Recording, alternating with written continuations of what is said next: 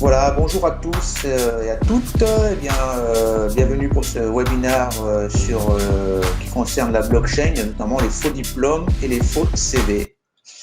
Alors, avant tout, bonjour à tous. Est-ce que vous pouvez, via le chat, nous dire que vous nous entendez bien? Super. Bonjour Eric. Tout est OK. C'est parfait. Très bien. François aussi, ça fonctionne. C'est merveilleux. Très bien, donc on va pouvoir, là on est sûr effectivement que tout le monde nous entend. Écoutez, je vais d'abord faire l'ouverture, je dirais, de ce webinaire. Alors Jean-Luc Lasquelec, je suis le fondateur de Wallcrypt. Wallcrypt qui est donc une structure spécialisée dans le secteur de la blockchain et plus particulièrement dans le secteur de l'emploi, la formation, business intelligence et qui a pour vocation de vulgariser la blockchain. Alors, la thématique d'aujourd'hui, ça va concerner les faux diplômes et les faux CV et en quoi la blockchain rend service au service des ressources humaines. Alors, pour ça, on fait appel donc à Laurent Enoch, qui est donc le fondateur et le président de la société Kix. Et par ailleurs aussi, nous avons donc Mohamed Sek, qui est le modérateur et qui est le responsable des partenariats région Marseille, si je ne me trompe pas, pour l'association Cryptosphère. Alors, je vais peut-être laisser quelques mots à Mohamed pour présenter qui il est Cryptosphère, et ensuite on passera la parole à Laurent Enoch. Alors, je précise avant tout que Laurent Enoch a un petit impératif, donc on va bouleverser un petit peu l'organisation puisqu'il va directement présenter donc son activité qui concerne, je dirais, ce sujet. Voilà. Mohamed, je te laisse la parole. Alors, merci. C'est saccadé. Bonjour à tous et à toutes. Ah, j'ai un écho. Une fois que Mohamed aura donc réglé, je dirais, une petite problématique au niveau du son, on lui demandera de se présenter, de présenter l'association Cryptosphère, qui est l'association des étudiants qui concerne la blockchain. Ce que je propose, c'est voilà, de laisser la parole directement à Laurent Enoch, qui va présenter sa solution concernant, je dirais donc, entre autres, les faux diplômes et les faux CV. Je dis bien entre autres. Et ensuite, on fera après cette présentation, le déroulé, je dirais, du programme. Laurent, je te laisse la parole. Ah, ton son est coupé, Laurent. Voilà, c'est bon. Merci Jean-Luc. Je vous remercie tous de participer à cet événement. Donc, j'ai le plaisir de présenter la société Kix et puis notre offre dans le domaine qui nous intéresse ici. Donc, Kix est une société qui existe depuis 2014. En fait, on a démarré en 2013 et on exploite un procédé breveté de signature numérique universelle pour les fichiers et données, qui a des applications au traitement de documents comme les diplômes, mais pas seulement. L'originalité du procédé de Kix, c'est de permettre d'équiper n'importe quel fichier de preuves autoportées qui permettent, dans un futur indéterminé, d'être en mesure de vérifier son intégrité, son origine par des signatures numériques, sa date par des certificats d'horodatage et éventuellement des preuves d'auditabilité au départ d'une blockchain. Et nous, KX, on a l'habitude d'utiliser Bitcoin parce que c'est la blockchain qui est robuste à la censure et dont les données peuvent être garanties comme préservées pour l'éternité dans l'état actuel de la technique. C'est un sujet d'importance parce que pour les diplômes, effectivement, la grande problématique, c'est qu'on est en train de parler de documents qui ont une durée de validité de plusieurs dizaines d'années, sans peut-être aller jusqu'à 40 ans, mais plusieurs dizaines d'années. un peu de la même manière sur une vie professionnelle que les factures, pas les factures, mais les bulletins de paye, par exemple, ont également une durée de validité indéterminée. Voilà, comme d'ailleurs des comptes épargne ou des choses comme ça. Donc X a une originalité dans cet espace-là parce on n'est pas tiers de confiance, on permet d'équiper de façon définitive des fichiers qui deviennent un patrimoine immatériel. Et ce patrimoine immatériel peut revêtir différentes formes et être exploité, mobilisé pendant de longues années. Donc on fait ça pour des documents isolés. Alors, les documents isolés, c'est, par exemple, j'en parlais, les factures, les diplômes, les contrats, etc. Les documents. Beaucoup de photographies, dans des contextes où une photographie peut être considérée comme une preuve pendant quelques minutes au moment où on la prend, mais au fil du temps, la qualité de cette preuve va diminuer, la qualité de la pertinence de ces informations géolocalisées, etc. Tout ça. Et donc, Kix permet de verrouiller non seulement les fichiers, mais des informations techniques associées aux fichiers, ce qui permet de corréler une photographie avec un numéro de container, par exemple. Donc, on est très actif dans la logistique et notamment en lien avec notre participation au programme d'accélération The Box à Marseille. Et voilà, la photographie joue un rôle particulièrement important, la vidéo aussi, dans des contextes probants industriels. Et la question, c'est effectivement de préserver la qualité du matériau dans de longues durées. Pour nous, la question de la blockchain est importante parce que même si on peut utiliser n'importe quelle blockchain pour ancrer des pistes d'audit, des débuts de pistes d'audit, on va dire, de données, on a quand même intérêt à choisir une solution qui garantisse à tout le monde que personne n'est en mesure de produire un faux. C'est l'élément clé pour de très nombreux sujets et pour les diplômes également, parce que finalement, on n'a pas réglé le problème si on utilise une blockchain, mais que on ne fournit pas la garantie que les ingénieurs du back-office ou qui que ce soit d'ailleurs ne soient pas en mesure de créer un faux. Parce que les faux, effectivement, aujourd'hui, Jean-Luc vous le montrera, il y a beaucoup de manières d'en obtenir, des faux diplômes, mais on ne traite pas le sujet si un opérateur qui dit fournir une solution pour les diplômes ne prouve pas que personne n'est en mesure de produire un faux. Et cette question des faux relève pour une large part de l'identité numérique. C'est un sujet qui n'est pas fondamentalement un sujet blockchain. Alors, ayant dit ça, le vrai sujet, c'est un sujet plus industriel de process. Alors, c'est vrai que le diplôme, c'est vraiment un objet isolé qui va quand même participer à un curriculum vitae. Donc, la question de rendre un curriculum vitae véritable est importante. Et puis, le diplôme lui-même, on peut considérer qu'il est obtenu par composant ou il vit tout au long de la vie de l'individu, puisque les compétences, ce qu'on appelle les skills, pour beaucoup de plus en plus des soft skills, sont accumulées au fil de l'existence et doivent être attestées. De la même manière qu'un diplôme a été obtenu avec des résultats des examens et que probablement on a besoin de vérifier aussi les notes, qui sont d'ailleurs, les relevés de notes étant parmi les documents les plus fraudés qu'on puisse croiser, parce que dans un écosystème, certaines personnes, en tout cas les jeunes ingénieurs, ne peuvent pas frauder des diplômes véritablement, parce qu'ils sont, voilà, ils sont dans un monde qui se connaît, mais par contre, les relevés de notes, c'est un peu plus facile. Voilà. Les relevés de notes, d'ailleurs, les lettres de recommandation.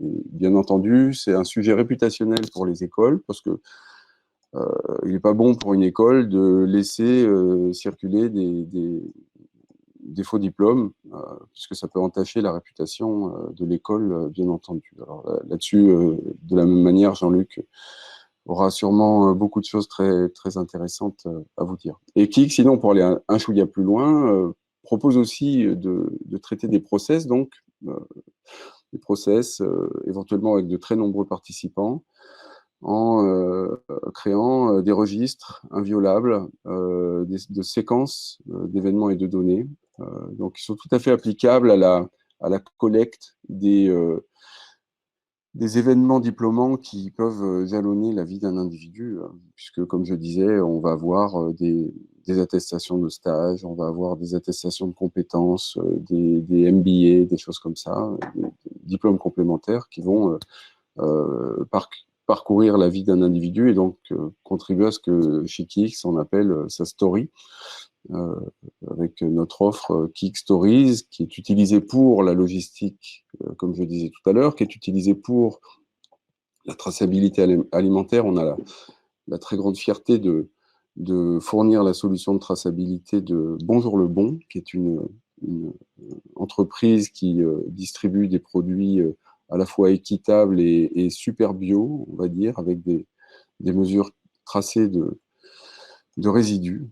Donc, c'est des process relativement compliqués parce qu'il y a déjà pas mal de participants, mais il y en a moins que dans la logistique. Voilà. On fait aussi du transfert de compte épargne retraite. On a fait un pilote pour ça, pour Wavestone, qui nous a permis qui a été présenté à Vivatech cette année, enfin l'année dernière, et qui nous a permis d'obtenir le prix Banking Cybersecurity Innovation Awards avec SocGen et Wavestone. Et on fait aussi de la traçabilité d'objets dont on doit vérifier la non-contrefaçon, donc des objets de luxe, des pièces détachées pour l'aéronautique, par exemple, des choses comme ça. Voilà.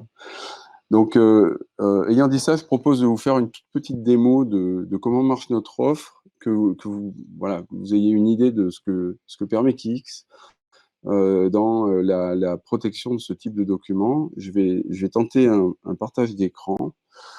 Alors, excusez-moi, je regarde vers le bas, mais c'est parce que la caméra de mon ordinateur est située un peu haut, et donc j'ai l'impression de ne pas vous regarder, mais je ne peux pas regarder à la fois l'écran et vous regarder tous. Alors, est-ce que je peux partager mon écran? Pourquoi n'y arrive? Ah oui, voilà. Excusez-moi quelques secondes. Je vais partager.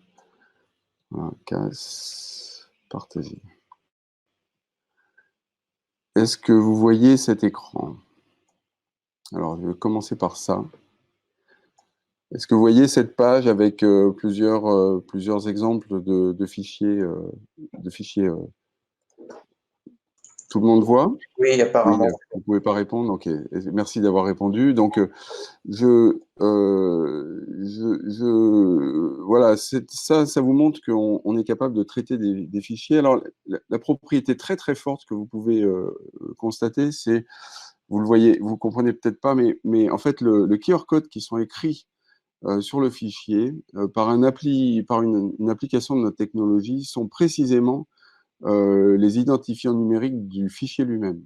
Donc ça, c'est quelque chose qui est permis par notre brevet, que je pense vraiment très très intéressant, et qui permet de retrouver le fichier numérique à partir d'un original qui aurait été, enfin d'une copie qui aurait été imprimée par exemple, en flashant un QR code qui va donner accès à un fichier qui peut être vérifié comme étant le vrai, unique, original. Et donc je vous montre un exemple de diplôme réalisé comme ça. Donc il y a des QR codes en bas, donc qui permettent la vérification en ligne ou la preuve d'horodatage, d'ancrage blockchain. D'ailleurs, sur la question de l'horodatage, je peux vous dire qu'on a séparé depuis longtemps la question de l'horodatage de la question de l'ancrage sur une blockchain. L'ancrage sur une blockchain, on utilise Bitcoin pour les raisons que j'ai indiquées tout à l'heure. C'est essentiellement la permanence et la résistance à la censure.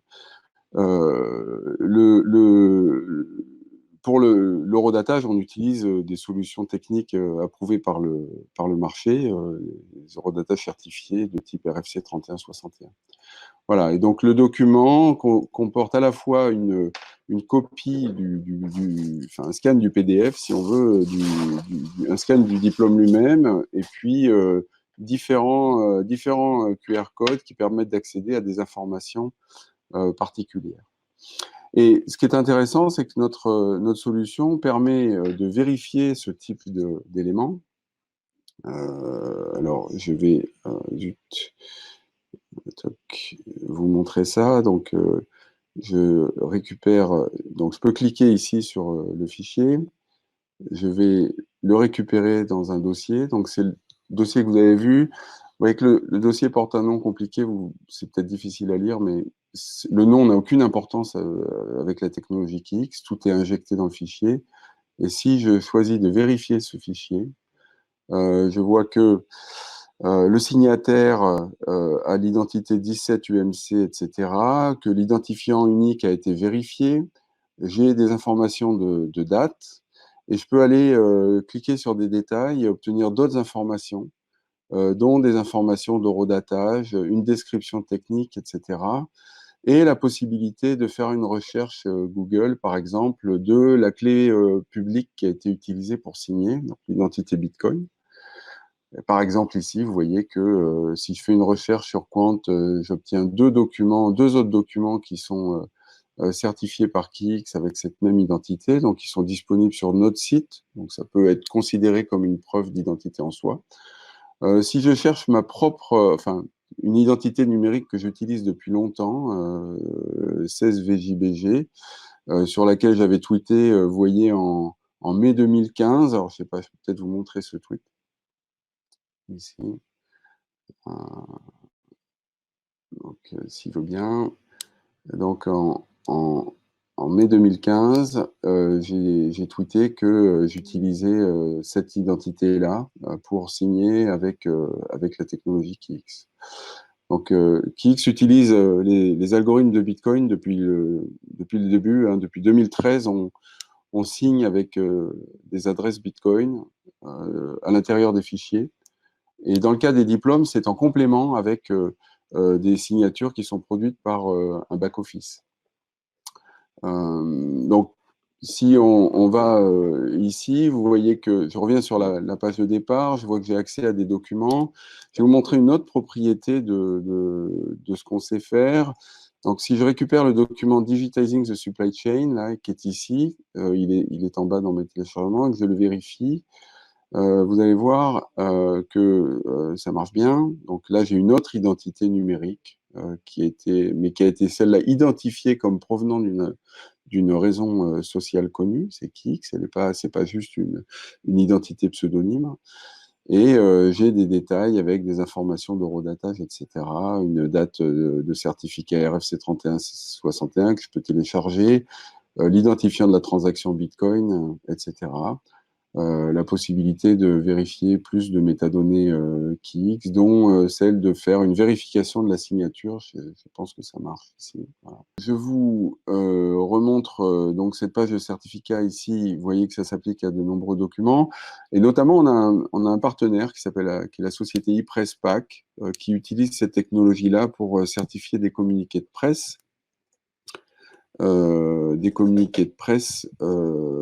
Au sein de leur newsroom, c'est-à-dire qu'ils créent des fichiers certifiés par notre technologie à destination des entreprises qui communiquent. Voilà, donc j'ai fait ce petit parcours de la technologie KX appliquée notamment au diplôme. Je vais finir sur cette image-là, arrêter le partage et peut-être vous proposer de poser des questions. Laissez Mohamed relayer peut-être des questions qui seraient présentes sur le chat, puisque je dois partir dans peu de temps. Voilà. Donc, en vous remerciant tous. Très bien, mais merci Laurent pour cette présentation. On a vu d'ailleurs plusieurs documents, puisque le sujet c'est de parler des diplômes et des CV, mais on a vu aussi par exemple qu'il y avait j'ai vu une carte d'identité, voilà, plus d'autres documents. Alors ça c'est intéressant parce qu'en fait l'intégration du QR code finalement peut aussi simplifier pas mal de choses quand même. Non, Ah oui, tout à fait. En fait, le sujet, on peut parler du problème non plus en parlant de dématérialisation, mais en parlant de possibilité de rematérialiser.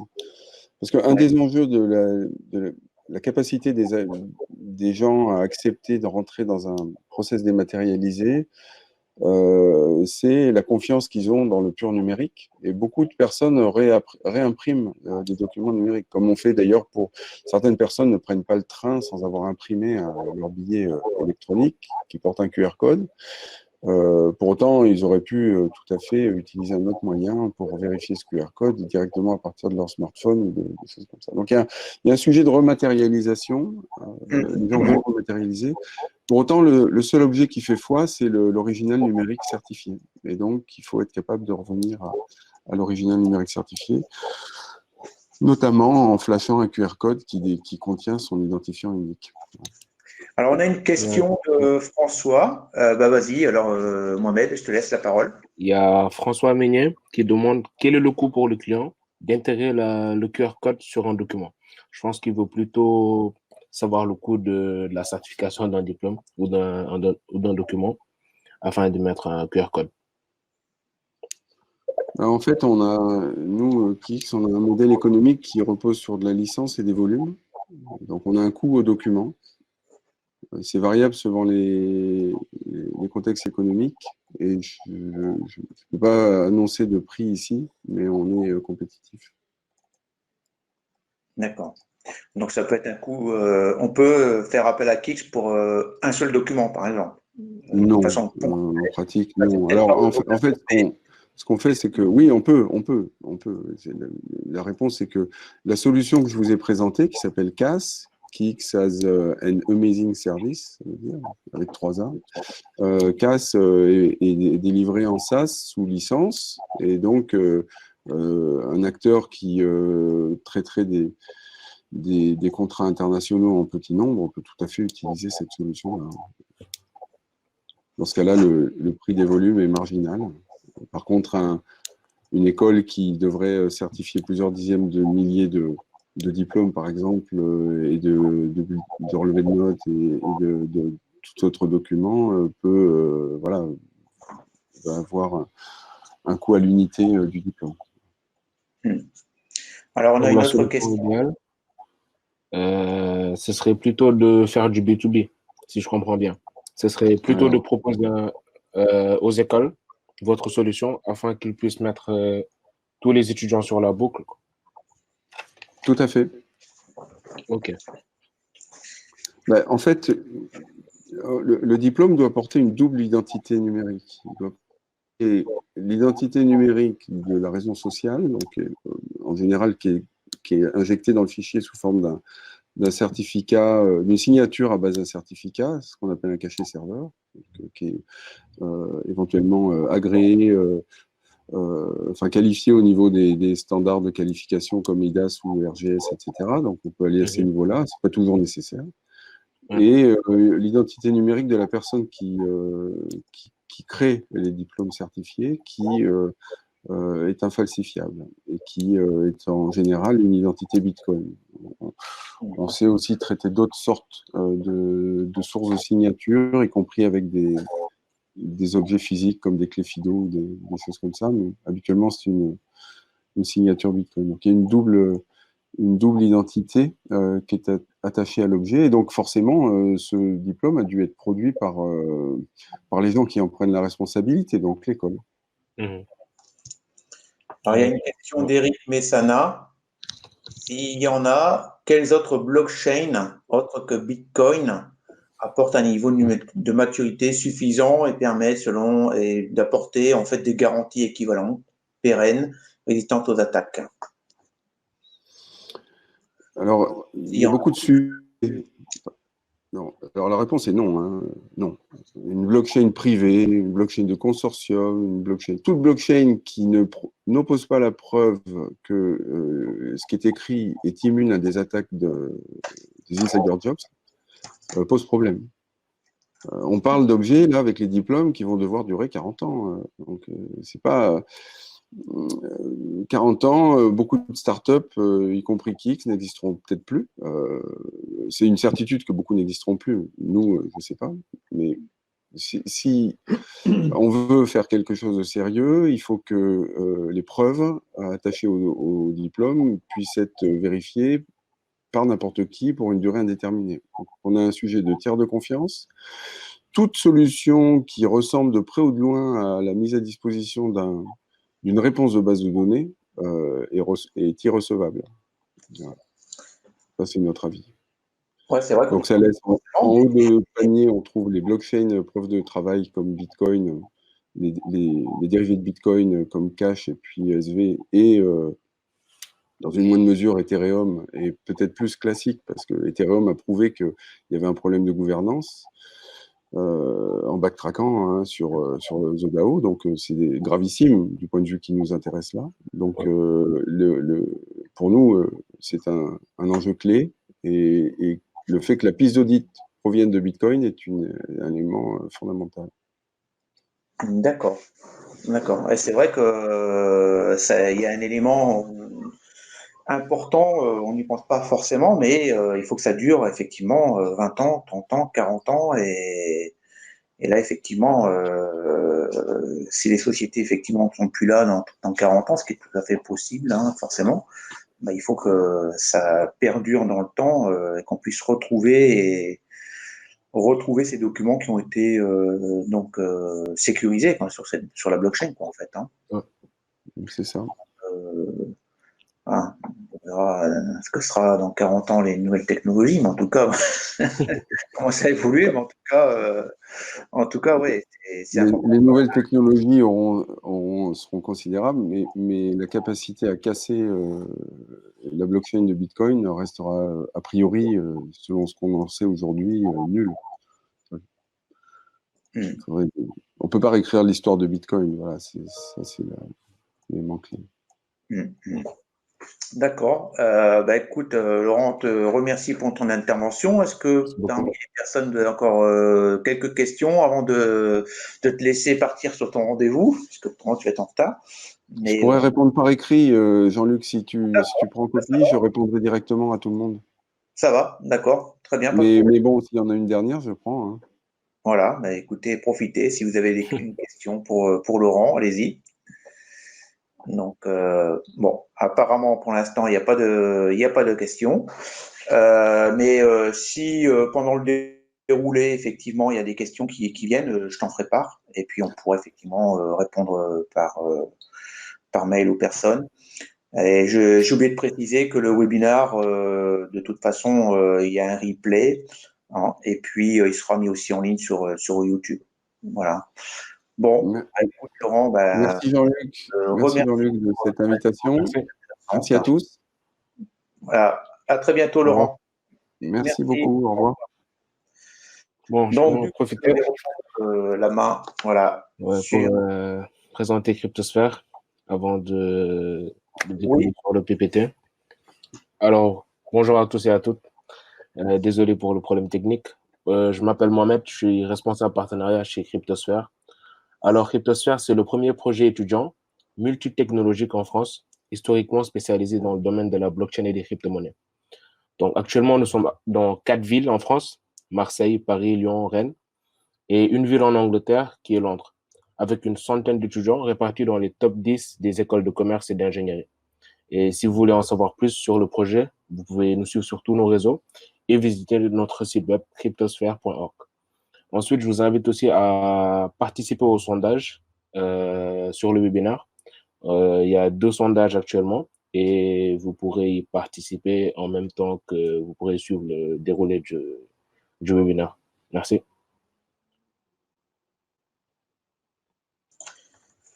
Merci Mohamed. Donc n'hésitez pas à poser des questions.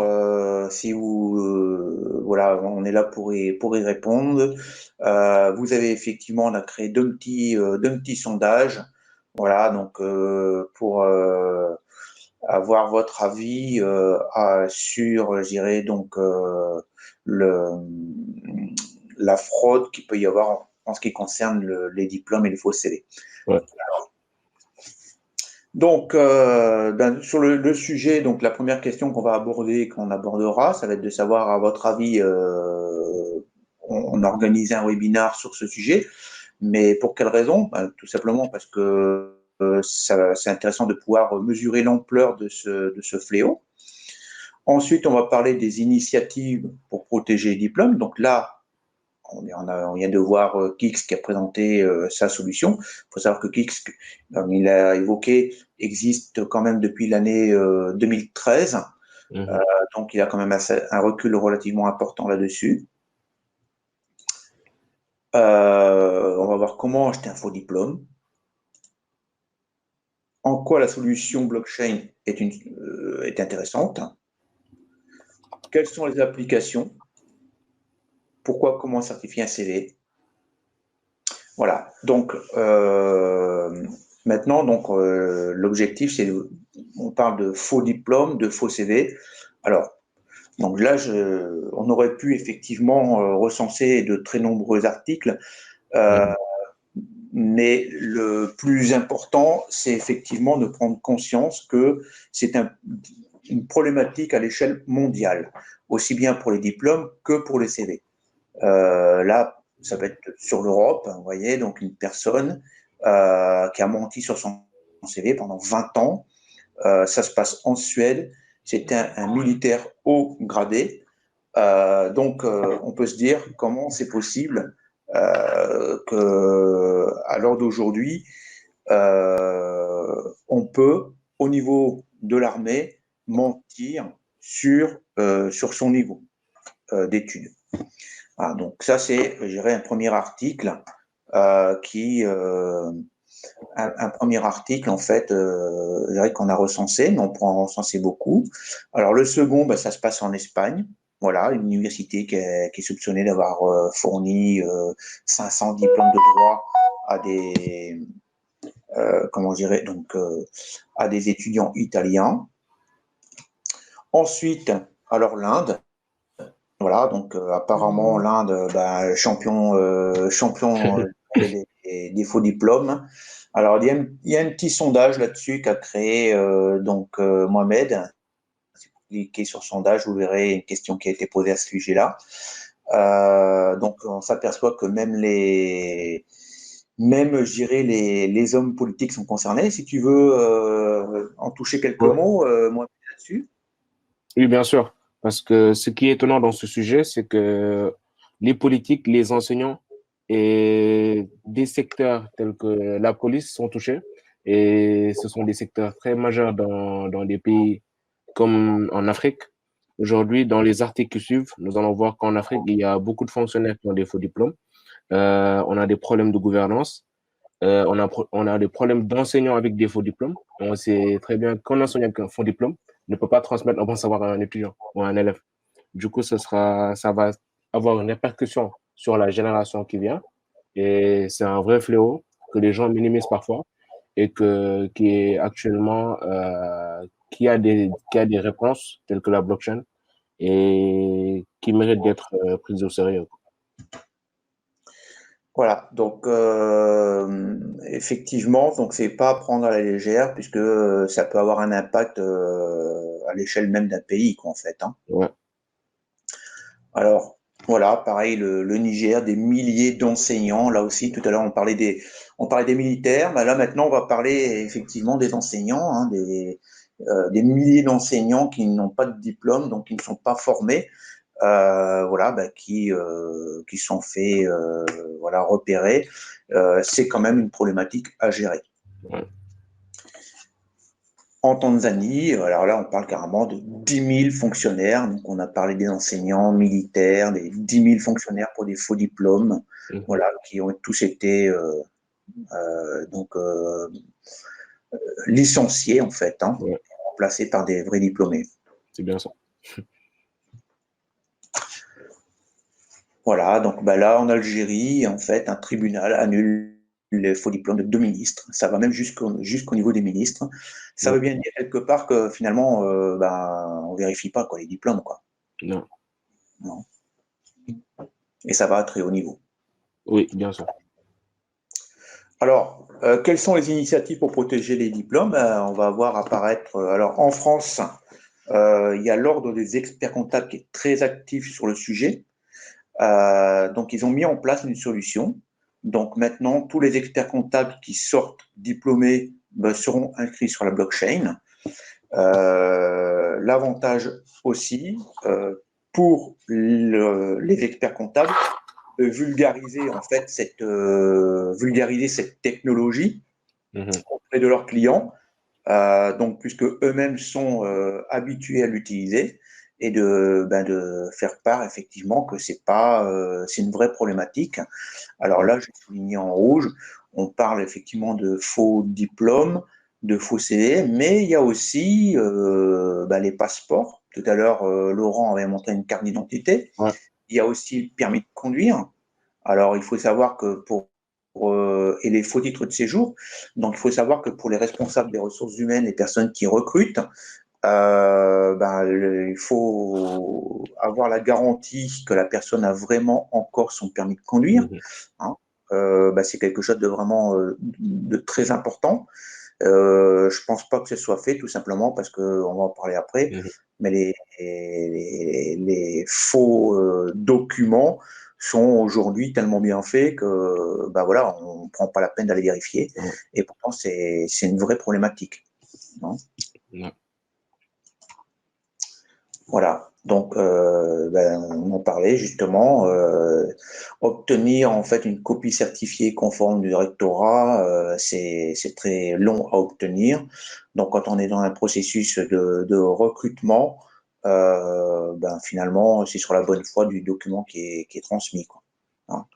Et pourtant 30% de CV fallacieux annoncés donc par Compta Online.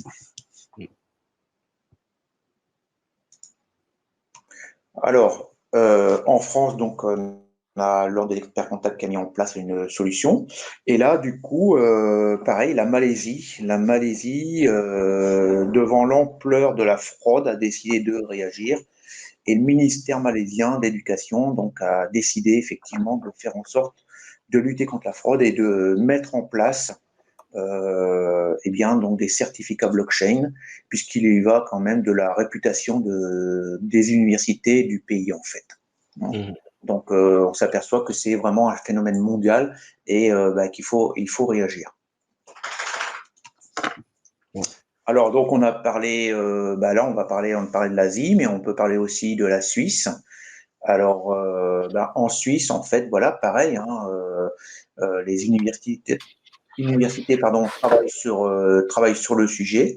Donc là, en l'occurrence, c'est l'université de Saint-Gall qui va mettre sur la blockchain les diplômes. Et il faut savoir qu'ils sont très sensibles, tout simplement parce qu'effectivement, cette université, on voit qu'elle est classée en 2017 première à l'échelle mondiale pour son master en management. Donc là, en termes d'e-réputation, il est clair que si il commence à y avoir des faux diplômes, là, franchement, c'est une vraie problématique pour eux, en fait. Hein. Donc, ils ont décidé de réagir. Voilà. Donc, je crois que c'est pas. Tout le monde connaît Malte au niveau de la blockchain. Malte souhaite véritablement se positionner comme un pays très avancé en ce qui concerne la blockchain. Et évidemment, sur le plan universitaire aussi, puisqu'il souhaite que tous les diplômes soient mis sur la blockchain. Voilà, donc c'est une problématique qui est prise en compte aussi par le ministère de l'Éducation, puisque effectivement, ils viennent d'ouvrir un site internet. Alors là, on ne parle pas de blockchain, mais c'est plus pour montrer effectivement qu'il y a un vrai problème au niveau des faux diplômes. Donc il y a un vrai problème, et donc ils ont décidé de créer diplôme.gouv.fr et qui sera alimenté au fur et à mesure, je dirais, donc du temps, pour avoir une garantie des diplômes. Alors, mais juste pour rajouter un autre pays sur les solutions, parce qu'on a parlé d'Europe et aujourd'hui d'autres pays dans l'Afrique, mais aussi aux États-Unis, c'est un fléau. Et au sein de l'MIT, il y a un laboratoire où ils ont développé une solution qui s'appelle BlockCert et qui permet de certifier tous les certificats, de stocker tous les certificats et de les authentifier qui sortent de l'MIT dans de la blockchain. Du coup, même aux États-Unis, c'est un fléau et les solutions sont actuellement internationales. Si on prend aujourd'hui BC Diploma, ils sont en partenariat même avec l'AUF, l'Agence universitaire francophone. Et l'AUF, c'est un réseau de 600 universités qui pourront être touchées par cette solution. Oui, tu fais bien de le préciser, c'est vraiment bon, là, j'avais pas mis en fait effectivement tous les pays, mais j'aurais dû mettre effectivement un peu aussi les États-Unis. Mais on s'aperçoit que voilà, c'est tous les continents sont concernés, tous les pays sont concernés, et il faut vraiment, si on veut préserver, si les États veulent préserver leur crédibilité, leur notoriété, ils ont tout intérêt à réagir. Surtout ça. Alors maintenant, et justement, bah voilà, on parle de faux diplôme, bah oui, mais alors on fait comment pour acheter un faux diplôme? Bah en fait, je pense que vous êtes tous déconcertés devant la facilité à laquelle on achète un faux diplôme, puisque vous allez tout simplement sur Google, vous tapez acheter un faux diplôme. Alors Google permet même de faire du Google AdWords, hein, donc il refuse certains produits, mais par contre, ça ne gêne pas d'accepter effectivement les faux diplômes. Alors là, par exemple, on a fausdiplôme.org qui est premier, qui s'affiche fièrement en disant voilà, en 48 heures, bah, recevez votre faux diplôme. Ouais. Donc, alors eux, ils revendiquent en plus qu'ils sont uniquement spécialisés dans les diplômes français. Voilà, donc ça, c'est certainement un gage de garantie pour eux. Et ils disent aussi attention de ne pas vous faire avoir, puisqu'il y a d'autres sites qui se ressemblent aux nôtres. D'ailleurs, si les personnes veulent se lancer dans les faux diplômes, vous pouvez acheter fausdiplôme.com. Apparemment, il y a un broker qui le détient. Voilà. Donc, il faut faire une offre raisonnable. Donc, on trouve de tout sur Internet. Fausdiplôme.com à vendre. Voilà. Donc là, je reviens sur. Je reviens aussi, je reste sur le site sur lequel on était. Ben, bon, donc évidemment, c'est un site qui est pas un HTTPS, il n'y a pas de mention légale, il n'y a pas de contact, donc on ne sait pas qui on achète le faux diplôme, quoi. Ouais. Hein. Mais en tout cas, apparemment, ils revendiquent que c'est de très bonne qualité. Voilà. D'ailleurs, ici, ils mettent les spécimens. Il y a la liste des diplômes, en fait, que vous pouvez acheter. Ça va du CAP au master. Hein, vous choisissez ce que vous avez envie et voilà, vous pouvez acheter votre diplôme. Donc, ben, il n'y a rien. Il y a même des certificats, donc le TOEIC et le BTS. Il y a énormément de certificats et de diplômes. Oui, j'ai vu aussi effectivement le TOEIC. Après, voilà, c'est bien d'annoncer un chiffre important sur le TOEIC, mais il faut pouvoir parler l'anglais aussi quand même. Ouais. Bon. Ensuite, bah voilà, notre site internet, hein, realisticdiploma.com. Alors, vous voyez, lui, ce sont des sites qui sont quand même très bien faits, hein, Ouais. voilà, qui font sérieux, voilà, 100% de satisfaction, voilà. Donc, on peut, voilà. Donc, ensuite, en ce qui concerne les recherches sur Google, si vous avez donc Google Actualité, vous tapez faux diplôme, vous voyez quand même qu'à 60 000 résultats. Donc, c'est pas, voilà, c'est vraiment, c'est un vrai sujet, en fait, hein. Ouais.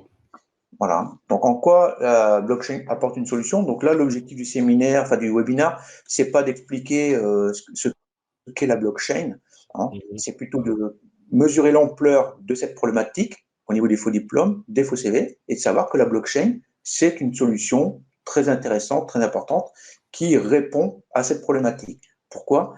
Eh ben parce qu'en fait, c'est une base de données qui permet de stocker des informations, mais surtout que les informations, elles sont infalsifiables, Ouais. pérennes, comme disait tout à l'heure Laurent, hein, on peut parler de 20 ans, 30 ans, 40 ans, et surtout où la confiance s'installe sans tiers de confiance. Voilà pourquoi, en fait, la blockchain, la technologie blockchain est vraiment utilisée pour lutter contre cette problématique. Alors, les applications, on a vu une application, les applications que propose Kix. Il y a bien évidemment, hein, dans le monde, il y a d'autres personnes qui proposent des applications. Donc Kix, voilà, donc là on a mis ses références, aussi l'école avec qui donc il certifie les diplômes. On a aussi en France BC Diploma, hein. Enfin, je dis en France, et certainement dans le monde aussi, hein, qui interviennent dans ce secteur d'activité. Donc là, effectivement, BC Diploma a mis effectivement en avant quelques clients. Ouais. Et on va retrouver aussi sur LinkedIn bien une personne, Romain Moutot, qui a mis en place son diplôme, sa certification blockchain pour son diplôme. Voilà. Donc on va retrouver aussi en Suisse une autre société, Certifaction.io, qui propose effectivement des solutions aussi pour protéger les diplômes. Ouais. Alors, Veriv Diploma aussi, qu'on a trouvé, qui est spécialisé sur le sujet. Les ILV, donc une école d'ingénieurs qui utilise cette solution, qui certifie ses diplômes déjà depuis pas mal de temps. Mhm. Donc là, on va parler du processus de vérification et qui est expliqué, géré par l'école. Ouais.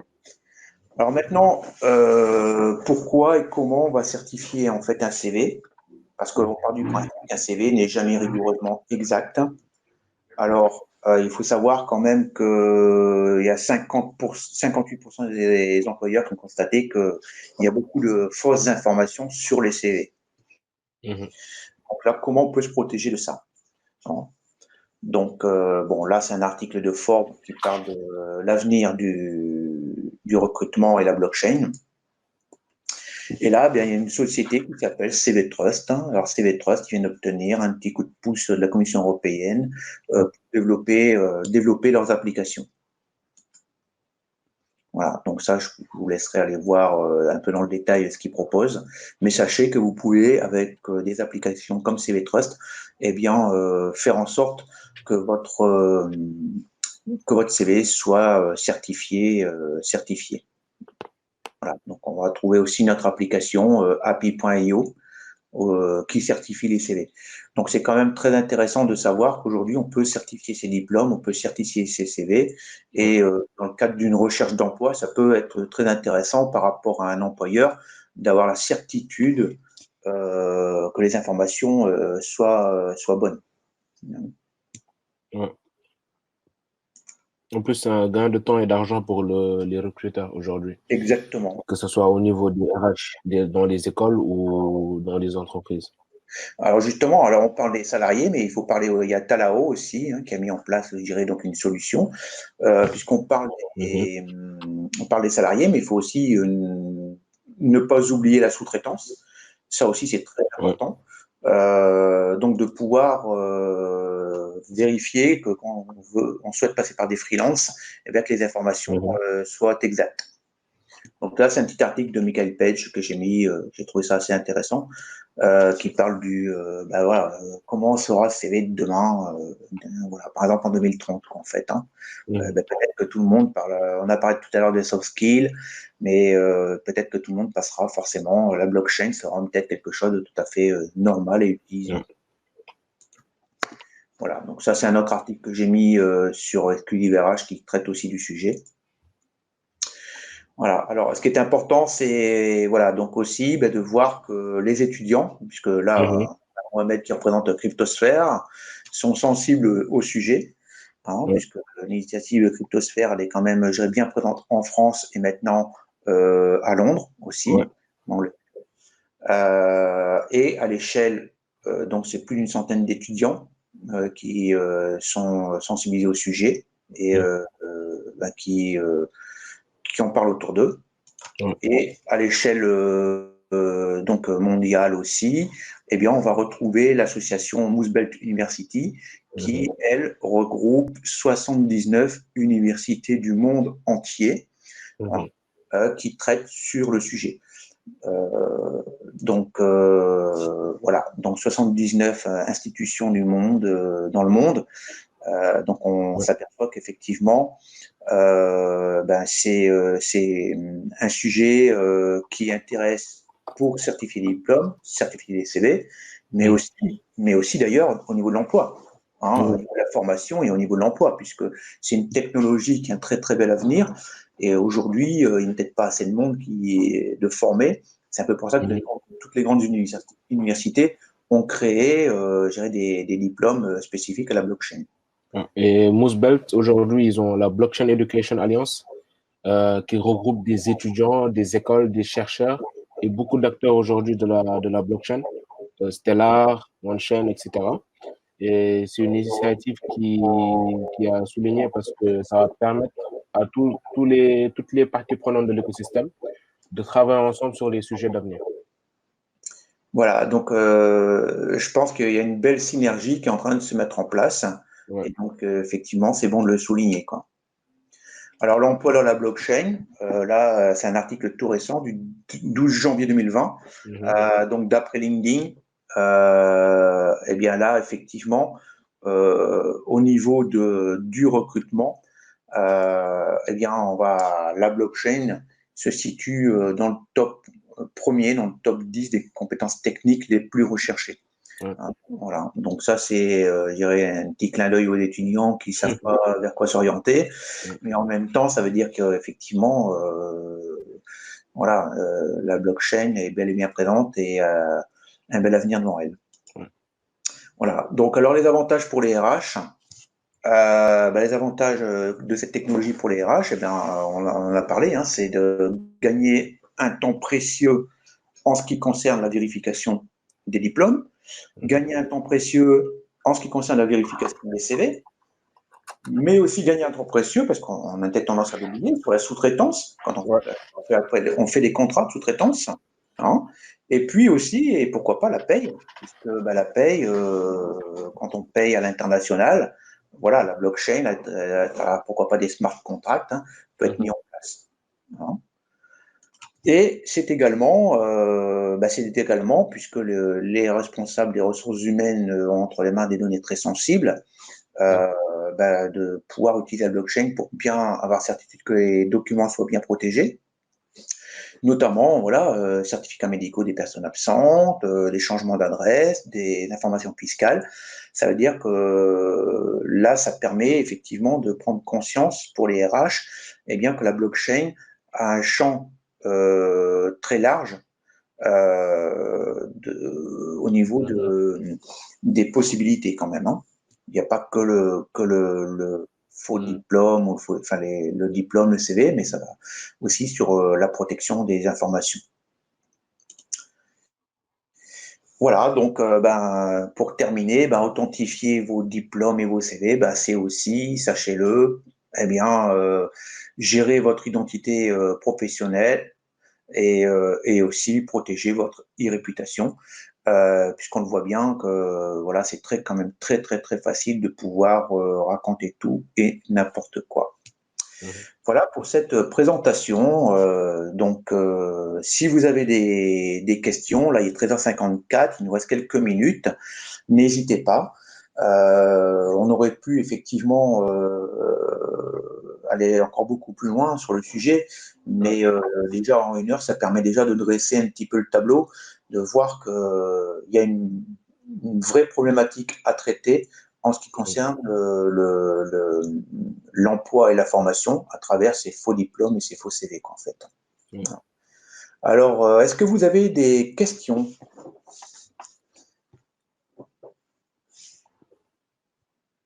Mohamed, Je vais répondre au sondage aussi.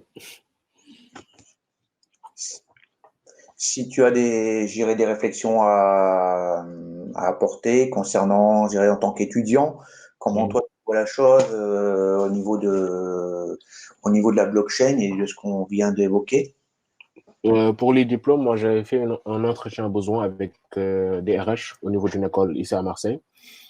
Et le problème se situe plutôt au niveau international, parce que si je prends l'exemple d'une école qui est à Marseille, qui veut prendre un master, un étudiant qui a eu sa licence au Sénégal, par exemple. Je prends mon cas. Comment est-ce qu'ils font pour savoir si le diplôme de cet étudiant-là est vrai, vu que c'est pas le même écosystème? Et donc là, le problème, c'est déjà avoir les contacts pour savoir qui contacter dans l'école de cet étudiant-là et prendre les informations. Ensuite, il faut savoir si le contact est fiable. Et enfin, valider si le diplôme est fiable aussi. Et donc, Ah ça, oui, c'est un problème qui va être réglé par la blockchain parce que dans n'importe quel pays, si ces diplômes sont mis sur la blockchain, c'est ouvert à tout le monde et c'est transparent. tout à fait. C'est vrai que la vérification est quand même très compliquée. Ouais. On parlait déjà de la France, d'obtenir la vérification d'un diplôme, mais à l'international et selon les pays, ça doit être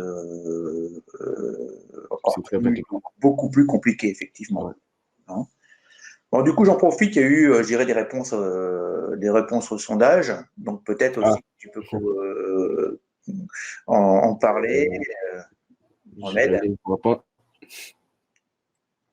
Alors, le baccalauréat, combien coûte un faux baccalauréat? Ah oui, on n'a pas parlé du prix d'ailleurs des faux diplômes. Non. Donc, on avait marqué 50 euros, 1000 euros, 200 euros. Voilà, bon, en moyenne, c'est entre 150 euros et 300 euros pour obtenir un faux diplôme. Ouais. Donc, vous voyez, finalement, pour 200 euros, on s'achète un master. C'est pas cher les études. Non, Non. voilà. Et la deuxième question, c'était quelle somme, selon vous, quelle est la somme dépensée annuellement en Inde pour l'achat de faux diplômes? Alors, est-ce que c'est 10 millions de dollars, 7 milliards de dollars ou 500 000 euros? Mhm. Alors, la réponse, Mohamed, c'est 7 milliards de dollars. 7 milliards de dollars. Ouais, dépensés par les Indiens afin d'aller étudier dans les pays étrangers.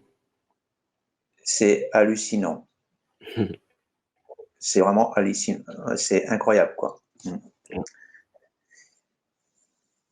Alors, une question sur la certification de la blockchain est-elle conforme au RGPD de Monsieur UA. Ouais.